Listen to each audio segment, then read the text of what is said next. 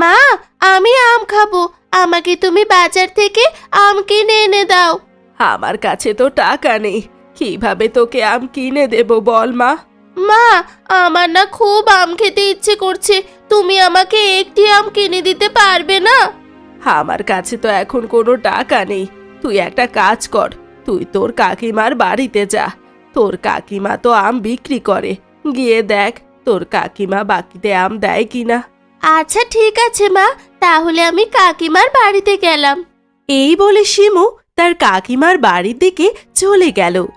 কাকিমা, তোমার গাছে তো অনেক আম হয়েছে, তোমরা তো আম বিক্রি করো, মা আমাকে পাঠালো তোমার কাছ থেকে 1 কেজি আম নেওয়ার জন্য। আমাকে 1 কেজি আম দাও, মা কাজ করে টাকা পেলে তোমাকে দিয়ে দেবে। তোর মাকে গিয়ে বল আম খেতে ইচ্ছে হলে টাকা যেন নিয়ে আসে, আমরা কোনো বাকিতে আম বিক্রি করি না। শিমু মন খারাপ করে বাড়ির দিকে যাচ্ছিল। কিছু দূর যেতেই শিমু রাস্তার মধ্যে দেখতে পেল একটি আম পড়ে রয়েছে। শিমু সেই আমটি হাতে তুলে নিল। মা, কাকিমা বলেছে আম খেতে ইচ্ছে হলে যেন টাকা নিয়ে যায়, কাকিমা নাকি বাকিতে আম বিক্রি করে না। আচ্ছা ঠিক আছে, আমার কাছে যখন টাকা হবে তখন আমি আম কিনে দেব। এখন তুই মন খারাপ করিস না, আজকে তো আমার কাছে টাকা নেই। আচ্ছা ঠিক আছে মা, আমি রাস্তার মধ্যে একটি আম কুড়িয়ে পেয়েছি, আমটি মনে হয় নষ্ট হয়ে গেছে। এই আমের বটাটি আমি বাড়ির পাশে লাগিয়ে দেই, আম গাছ হলে আমরা অনেক আম খেতে পারবো।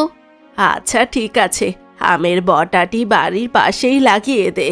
শিমু বাড়ির একপাশে আমের বটাটি লাগিয়ে দিল।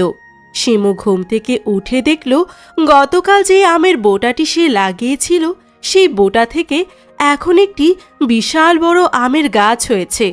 এই দেখে শিমুল তো অবাক। শিমুল তার মাকে ডাকতে লাগলো। মা, মা, এদিকে এসো, দেখে যাও, এখানে একটা অনেক বড় আম গাছ হয়েছে, আর আম গাছে অনেক আম হয়েছে।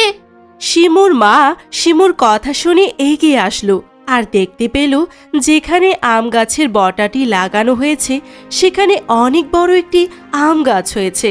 গাছটি দেখে সে বলল, এক রাতের মধ্যে কিভাবে এত বড় আম গাছ হয়ে গেল? তখনই আম গাছটি বলতে লাগলো, তোমরা ভয় পেও না, আমি জাদুর আম গাছ, তোমাদের যত আম লাগে তোমরা আমার গাছ থেকে নিয়ে যাও। আচ্ছা ঠিক আছে, আমাদের যত আম লাগবে তোমার কাছ থেকে নিয়ে নেব। আর এই আম কি বাজারে বিক্রি করতে পারবো? হ্যাঁ অবশ্যই বিক্রি করতে পারবে, কিন্তু কারো কাছে যদি টাকা না থাকে তাহলে তাকে এমনিতেই 2-3টে আম দিয়ে দেবে। আচ্ছা ঠিক আছে। এখন থেকে আমিও অনেক অনেক আম খেতে পারবো মা। এরপর থেকে শিমুর মা আম গাছ থেকে আম নিয়ে বাজারে বিক্রি করতে লাগলো। আর এভাবেই তাদের দিনগুলো হাসি খুশিতে কাটতে লাগলো।